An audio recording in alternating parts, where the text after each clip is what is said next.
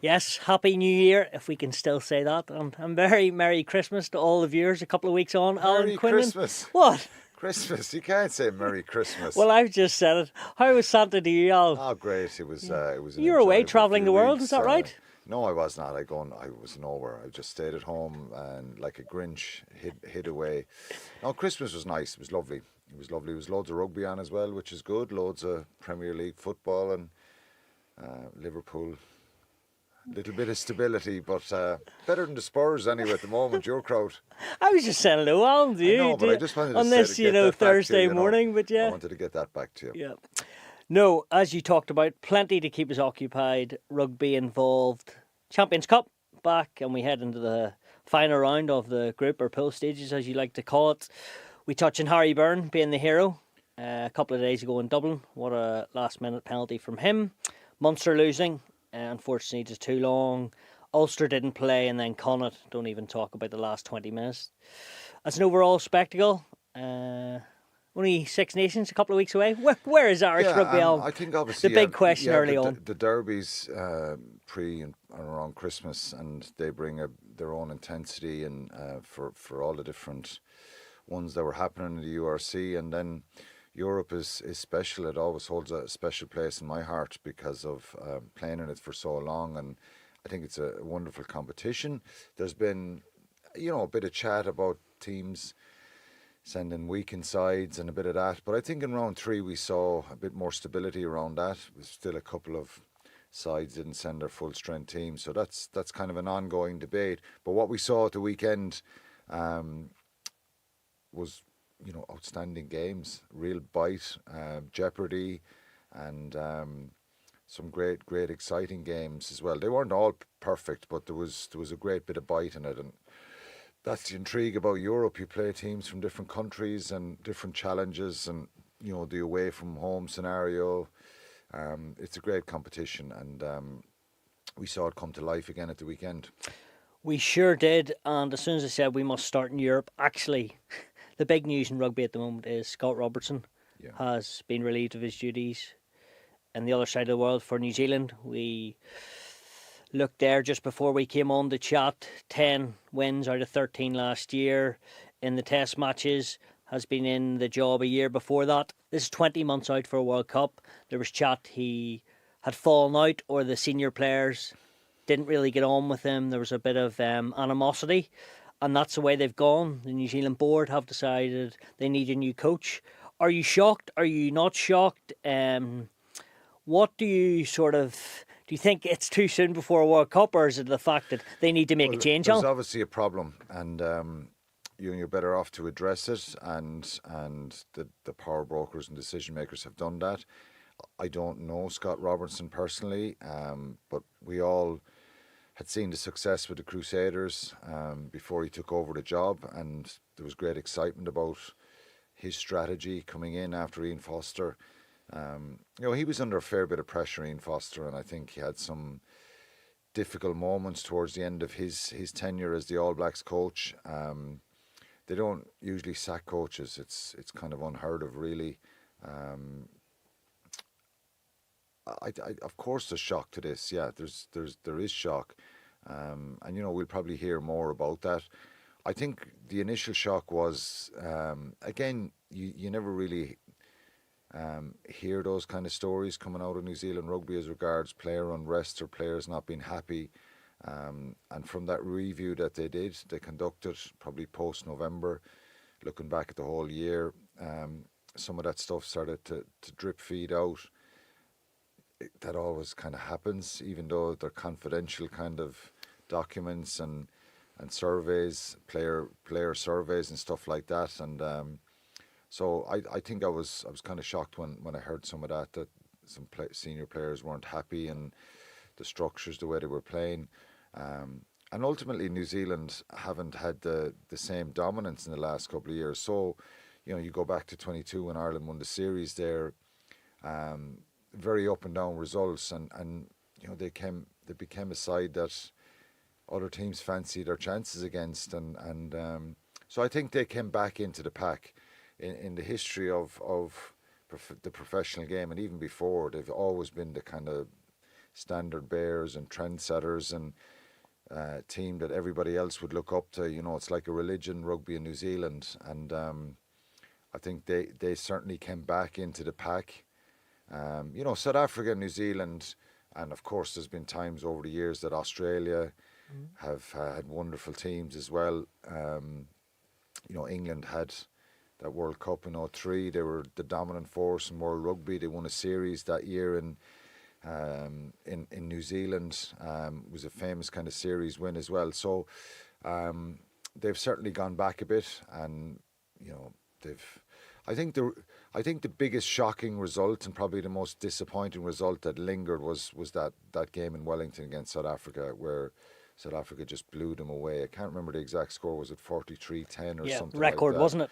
It was a record loss, and so that obviously lingered, and that obviously was something that was hard to take for New Zealand fans and the New Zealand Rugby Union. And I suppose there was a hope that they could go and win the kind of Grand Slam tour at the end of the year and maybe show improvement. But I think even that game in Twickenham, that second half, they were dominated by England, a very good England side. So yeah, it's probably lingering for a while, and there's, you know, you never know. It's difficult being a head coach. You know, he seems like a very popular guy, and he certainly was at the Crusaders, guy, dancing and gets on everything. Well with people, but you know, pressure does strange things to coaches, and you know, it cranks up the heat in them. Their temperaments can change, the whole narrative can change within the group, and you know, maybe he was harder or changed his approach somewhat. You know, Leon McDonald, Jason Holland, two assistant coaches, you know, stepping down, were they stepped down or were they kind of told, you know, move on? I don't exactly know. So that stuff again creates a little bit of uncertainty within the group. But and I only know from chatting to Rog, you know, who would be very close and worked with him at the Crusaders. They have a great relationship. They're very close, and he has great time for you know, his coaching strategies and what he did at the Crusaders. But you know, pressure brings different kind of emotions as well. So the reality here is, and sometimes it's like what any team that's not as good as they previously were, is the players aren't as good, you know. So you then have to have excellent coaching, and it's not a case of it's maybe from what we're used to seeing, you know, like Ireland have had good success against them in recent years. They just in the last 2-3 years, you've seen teams really cause them problems, and they've had some tough losses. Their win percentage has gone back a little bit. So that's what it is. It's still on their day. They're an outstanding team. They've world class, some world class players, but some that are not. And you know, I suppose you go back to 23. In me saying all that, and I hope people get my point, they nearly won a World Cup, and they possibly should have and could have with 14 men in that final. You know, they got over Ireland in that quarter final, and then, you know, very easy win against Argentina, and they, on their day, you'd never doubt them to find a performance or find quality, because they have so many X-factor players, and they'll always have incredible talent coming through. But I just think the core group hasn't, and it's very hard to compare it to 2011 or 2015, which was back-to-back world champions. 2015 was one of the best squads, not just team, that we've ever seen. I know South Africa have probably raised that level up as regards squad depth, but yeah, it's big news, and it's world news now, because they attract the attention all the time, because they're just an outstanding rugby nation, and it's like a religion, as I said there. I've toured there with Ireland a few times, and I've worked there in commentary a few times, so got to see the country a little bit more. And I was always fascinated by going through little small towns or really small villages throughout New Zealand. You know, everywhere there's rugby pitches and rugby posts and kids kicking rugby ball everywhere. So it is like a religion. So this is big news, because Scott Robertson was kind of seen as someone who could lift that group to the next level and get them back to that consistent dominance. And look, we must move on already, which is crazy to say that 24 hours after he's been lost his job. But it's such an opportunity for someone else. You know, we could be here all day naming coaches. They normally like a New Zealander at the helm. Joe Schmidt's there. I don't think they're going to take in anyone overseas. Okay. Who knows? They might look at that strategy. Jimmy Joseph, would Tony Brown go back? You know, or is he in such a good place in South Africa? I don't know. You don't think they'll take anyone? I don't know. Outside of New Zealand? No, I don't think so, because you know, they've so much talent as regards Rog? Coaches. Not as a head coach, I don't think, with respect to Rog. I just think they'll appoint someone who's a New Zealander. You know, as regards the staff, and if there's any sort of changes there, because you know, he brought in a lot of his own staff. As I said, Liam McDonald stepped away and Jason Holland stepped away, or were pushed. We don't know. And so I don't know. I think you know, Joe Schmidt would obviously be a candidate. It's a worrying kind of trend though as well, and it's you know, look, I think. As in, are you saying that a wee bit like going towards football territory, or not at all? A little bit. I think you know, the players have probably got to look at themselves as well, and look, they can only be honest in their appraisals. We did one of them, you know, after the World Cup in 2007 with Ireland, and Eddie O'Sullivan kept his job for a period of time afterwards, but then results went a bit askew again, and I think it was probably, you know, after, I can't remember exactly, but he was there for another period of time. He had an extension on his contract before the World Cup. He might have been there for another year or two, but and then there was a change made there. But you know, nothing came out. Like, obviously, when we did a review like that, there was certain things that players said about coaches as regards to structures or the approach or the coaching or the time on the field, and you want all that stuff if you're doing a survey and a player survey. But I don't know. I never heard of anything coming out saying, you know, that the coaches should be sacked or whatever. That doesn't happen. So, but they've obviously reacted here in a sense that, I think my point here is player power. We've got to be careful about that. And we've obviously heard things about Artie Surveyor recently, you know. Yeah, and look, when relationships break down and stuff. And not just him, I presume it is a senior pool. Yeah, well, you want your bosses kind of backing you if you're the coach. But then if you've a bunch of players who are saying, look, we don't think we're getting the same level of coaching, or the detail isn't good enough, or the atmosphere or the culture or whatever the case may be, you know, I suppose that's where it reacts. And maybe, I think if any coach in World Rugby tries to get a job anywhere now, you know, the first place anyone who was within a club looking for somebody will ask, they'll try and talk to former players. What's he like? What's the character like? Is he good? They'll get, you know, it's usually players that decide these situations, but you think the players were probably the ones that got him in there as well and got that excitement going as well. But look, as I said, you know, coaches can change. They can.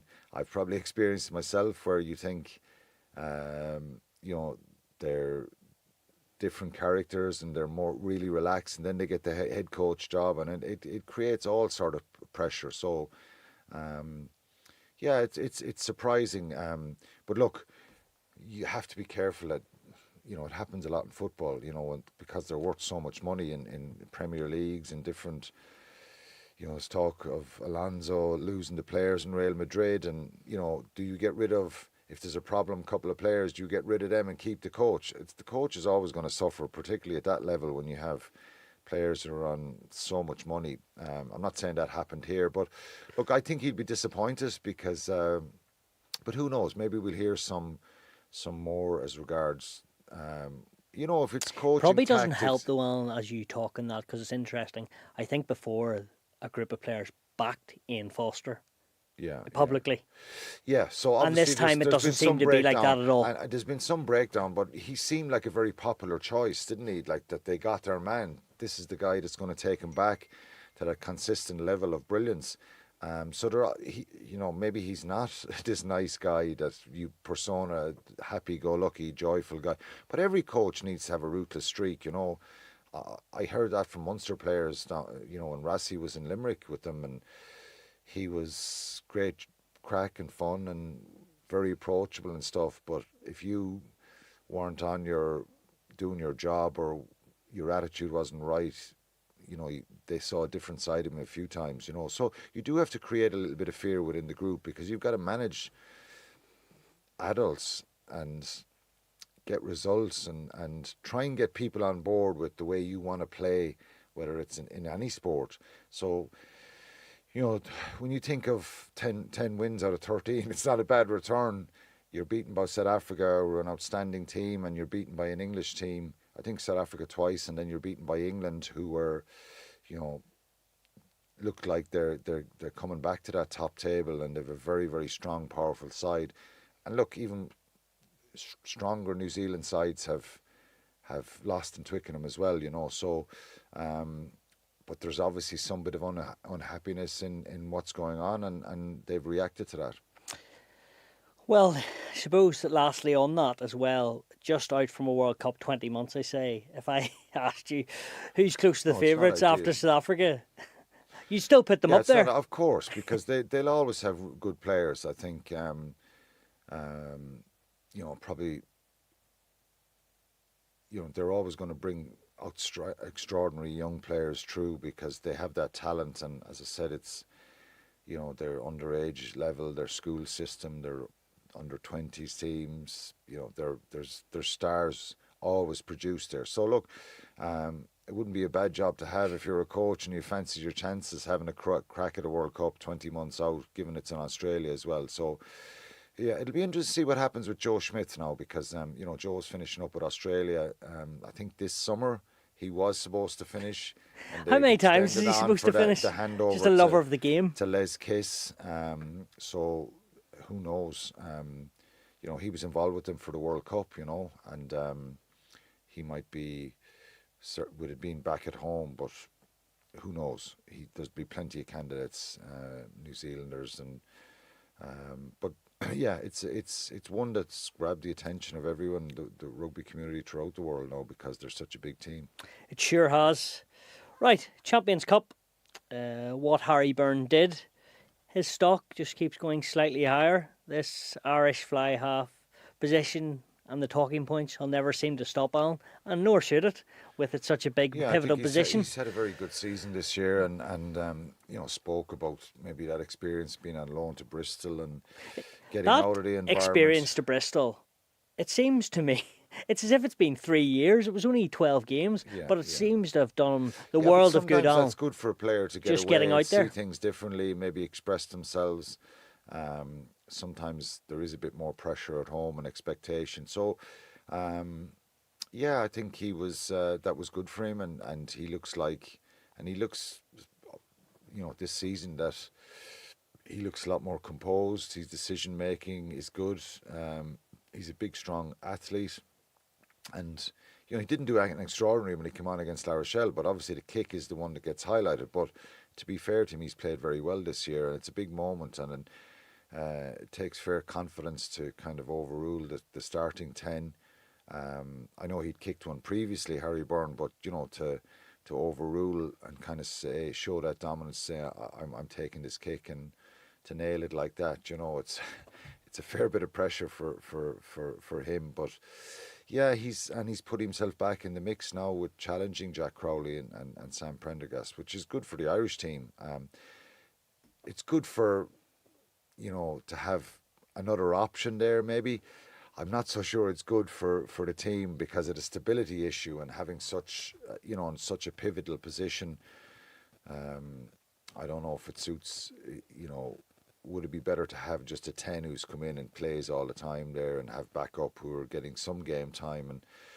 But yeah, he's back in the mix and he's played really well, and that was it was a high pressured kick to win the game was a big moment. Even when he speaks afterwards, he seems very mature, confident as you would expect in his ability. And for a Leinster team which from the outside and start of the season losing a few matches, I don't know, people were saying they were struggling, but they're unbeaten in a long time now. Yeah, they're not. The performances aren't perfect, and I think when they played Connacht the week before, they showed glimpses of getting a bit of spark back in their attack. particularly with the tries they scored in that game. I suppose if you're looking at Champions Cup against Quins, it wasn't a great performance, even though you're winning 45-28, is it? But conceding 28 points. They played Leicester over there. They had some it wasn't a great performance. It was a tough performance, but it was a really good away win, and I said it after the match. They were chasing the game a little bit. Leicester got two fortunate tries. One was hacked up the field. The other was a kick through that kind of bounced nice for their winger as well. So it hasn't been perfect for them, but that's where it is at the moment. They're still missing a number of players, and if you go to the team that played against La Rochelle at the weekend, there's 4 or 5 frontliners missing there that do make a real difference and could make a real difference, but they're not at the same level maybe as we expect and we see every season. The dominance they usually have in Europe in the pool games is not the same. And there's probably a little bit of pressure off them now that people are not saying, well, they're up. A lot of people are saying, well, that's not a European Cup winning side that we're seeing at the moment. But as you say, they're getting results. So their review on Monday morning is, yes, there's plenty of things they could have fixed. I think La Rochelle had 8 line breaks against them. They missed 38 tackles in the game, Leinster. It was there for everybody to see, probably 2 or 3 tries butchered by La Rochelle in that second half. And then the reaction of the 2 tries, the Robbie Henshaw one and the Josh van der Fleer one, probably a bit much to say against the run of play, but it certainly didn't seem that those tries were there for them. So they did really well to score there, and it shows that there's still a fair bit of character and resilience, which is really important. So the most important thing was the result for them. And they probably realised they got away with one there. The way they started the game was brilliant. They had so much dominance early on. The pace, the zip was there. So you can see that they're trying hard to get back that pace and that accuracy in their game, and they're still a little bit off. But they're getting results, and come the business end of the season, I still think they're going to be contenders for both competitions. But they go to Bayonne this weekend, which Bayonne are out of. They've lost their 3 games. I think I'd be amazed if Bayonne put out a strong team and tried to beat Leinster. So I expect them to get another result, and they should have a home round 16 and possibly home quarter final as well if they get through that. But yeah, there's a bit of vulnerability there, and other teams are sensing it. And I think it was a strong La Rochelle team, a very strong team who played really well at times. Not at the start of the game, they weren't allowed to, but I think the way they played in the second half, and they would have been very disappointed to lose the game. They had the ball on the 78th minute, their prop knocks it on. Luke McGrath gets a poach penalty, they kick it upfield, from that the same player gives away a penalty, which was a harsh one. Okay. There's no, Matthew Carley says his knee went down the ground. It did. Letter of the law job, but it's a big decision. You'd have to find tooth comb with that, yeah. It's a big decision to give a penalty there for that. Paddy McCarthy had a similar tackle just after half time when he got injured. Exact same thing where he put his knee in the ground before a tackle. I think and that wasn't given. But to give a big call like that for Matthew Carley, and again, Leinster won't be naive to think that, okay, you could argue it is a penalty technically, but there was one previously for Paddy McCarthy that wasn't given. So it doesn't matter. They got the result, but they've got to be better. And they probably don't need to be as good or better this weekend against Bayonne, but certainly come the business end, there's some concerning signs there. Okay. But there's some players that are missing.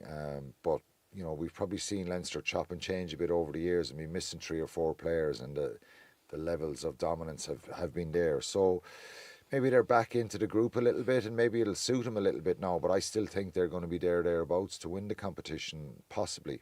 That segues nicely about big decisions, because the other side of Europe, Munster lost by 2 points to Toulon. Last minute penalty, or last couple of minutes, Marius Dumont. But that incident came from another huge call. Jack O'Donoghue was in the ruck, was told maybe to get Tom out of the Farrell, they way. just spun around. And Tom Farrell, straight away, It was completely wrong. it was given. The call was wrong. Completely wrong, and there's no Are justification. you that strong about that? Yeah. Yeah, I wouldn't. I think I'd be not to the point that it. Oh, look, you. Of course, you can say it cost Munster the game if they'd got that turnover jackal and got downfield. There was only 3 or 4, 5 minutes left in the game. But I was a little bit. Munster kind of mismanaged the game a little bit in their sense of their exits, and their line-out didn't function the way it could have made a real difference for them if it did. But straight call, wrong call on that decision. It wasn't a penalty. Tom Farrell wasn't taking any sort of space. He was involved in the tackle. He released the player. He's standing to the side. If he's standing right over the ball and blocking someone from getting a clean out, it's a penalty. But he got that completely wrong, Carl Dixon. But that's human error. I think they got one against him and Leinster got one for them. I'm saying the Leinster one is more of a penalty than anywhere near that. It was a ridiculous call. And it wasn't a penalty.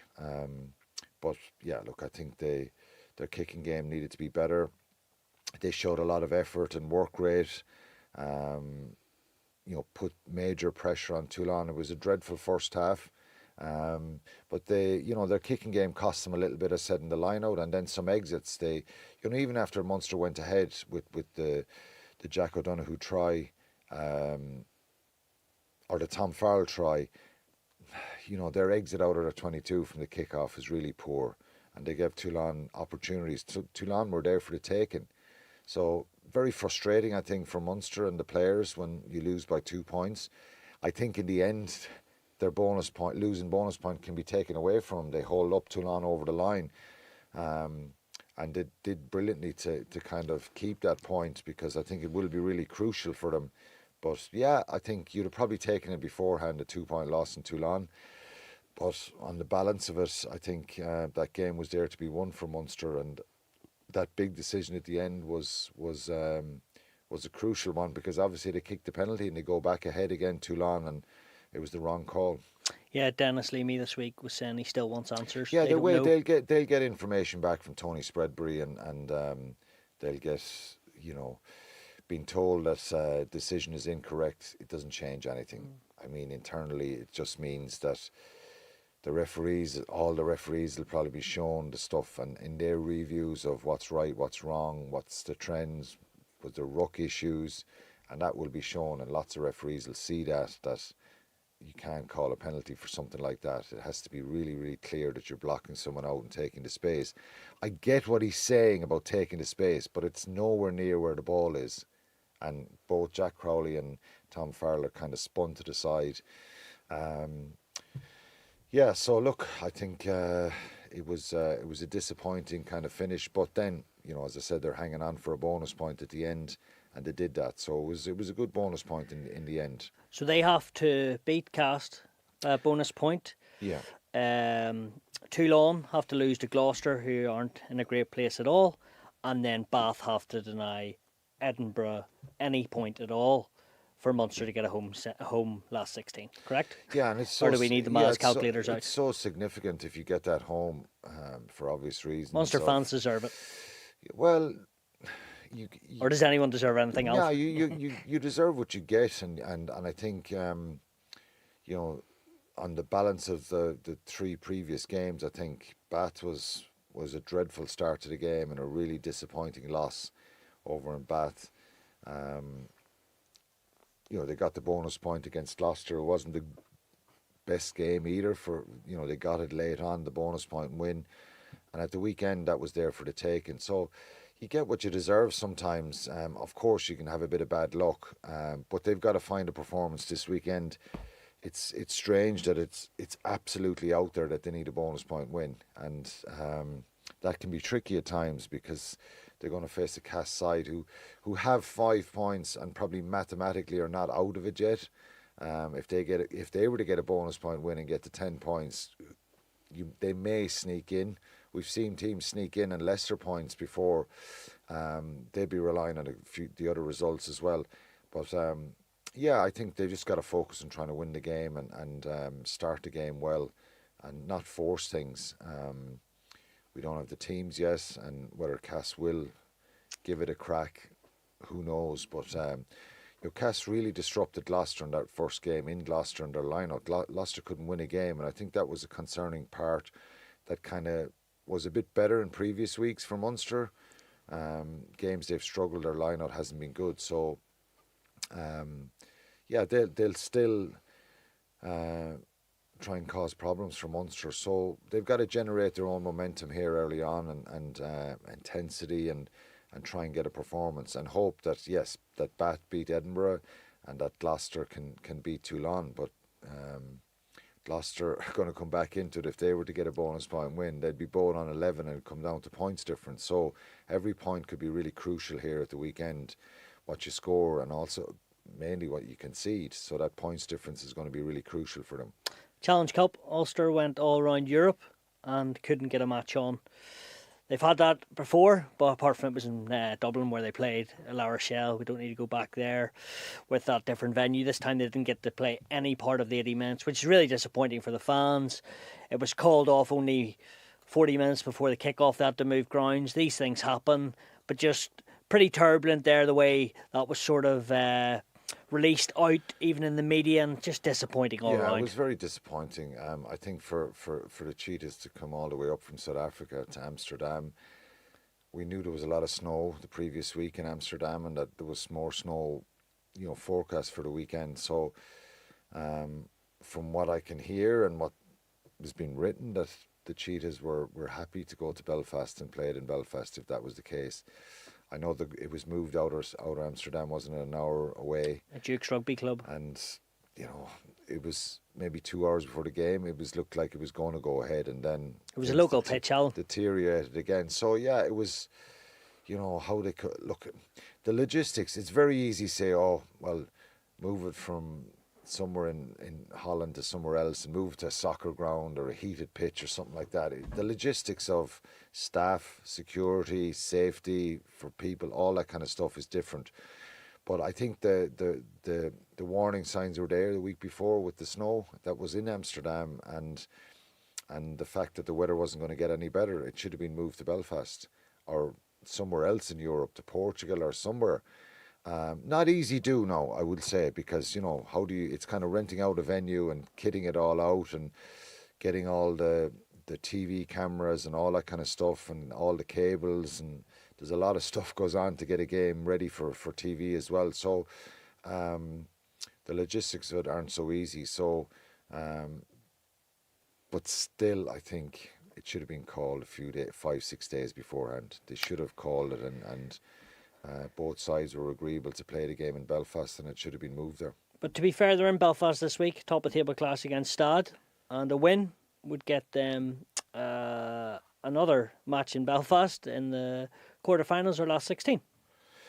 Yeah, it's a great opportunity for them, and I think they have momentum. I think Richie Murphy would have loved to have a game last weekend.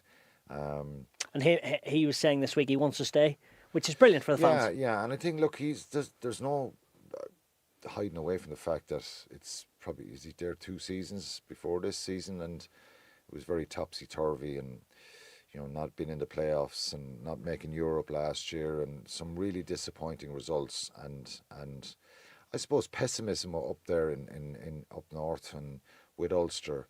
They're very passionate about their rugby, and I think there's a bit of optimism there now and a bit of energy and some good young players coming through. They're playing really well, and the last time they played they won 28-3 against Munster. Really dominant performance, and so yeah, things are turning a little bit there. I think they will have sterner tests ahead, but when they beat Racing so well in was it round 1, you'd expect them to have a dominant performance and a win again at the weekend. We just don't know what side Stade are going to send or what their thoughts on the game are. But yeah, there's a turning of the tide there, and there's a lot of optimism and energy, which is they're third in the URC with a game in hand as well. So they're in a good place at the moment. But The word consistency was probably one that's been used around Ulster for years. And I think thankfully now they're getting a little bit consistency in performance. Being inconsistent was their biggest problem, because they were always able to produce a big performance and have one of those sporadically, and then have some really disappointing results and performance. So, yeah, it's good news for Ulster that Richie Murphy, I think he's popular there. I think Mark Sexton, there's a lot of talk about his attack and his approach this year. So, yeah, it's positive at the moment. Yeah, and I expect him to get a result at the weekend again. The opposite end of the spectrum of positivity, negativity, obviously, and Connacht, more misery. What were they?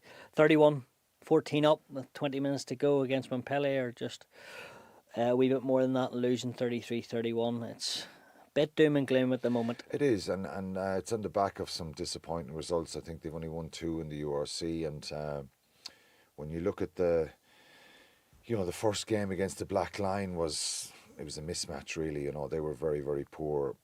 Connacht put them away. It was a kind of a training match for them, 52-0 in the sports ground. The alarming one was the performance over in the Dragons in round 2 of the Challenge Cup, and that's one that you can't paper over. I know you can't let one performance or one result define you, but I think that was a very, very worrying one, a kind of an eye-opening kind of scenario as to where this group are at. And all the coaching in the world doesn't suddenly just make you. They have a brilliant coach there. They're so porous in defence. Their attack looks really good. They look dangerous all the time. And, at the weekend again, 31-14 up. They conceded 3 tries in that last 20 minutes. I know you're away in France and you're against a powerful Montpellier side who were probably reacting, but just a little bit of game management, some better decision making, holding on to the ball a little bit. And these were things that Stuart Lancaster spoke about afterwards that probably caused the frustration. If you want to flip it over and see what positives are there, there's a lot of young players getting exposed here, and if they can learn from it, it will bode well for the future, because there's some very good players there. But yeah, that was a disappointing finish for them at the weekend. And he can't make the tackle, Stuart Lancaster, but defence. We talk about it every year, needs to be better. Yeah, it does. I think they're in a similar position to Munster, aren't they? They need to get a bonus point win at the weekend against Montauban, which I think they will, and get into the Challenge Cup, get to April, and their big focus will be switching back onto the URC next week and trying to get results there and get up the table, because the second half of the season needs to be a lot better than the first half from what we've seen. But look, I know Stuart well, and I think he's a very positive fella, and it's a different scenario for him because he's usually on a coaching group that are fairly dominant, particularly when he was with Leinster here in Ireland. I think Racing was up and down a lot, but yeah, I think it's a difficult place for him. He's had that with England, didn't he, after the World Cup? But look, I think it has to be a long-term scenario here. He has to be given time to,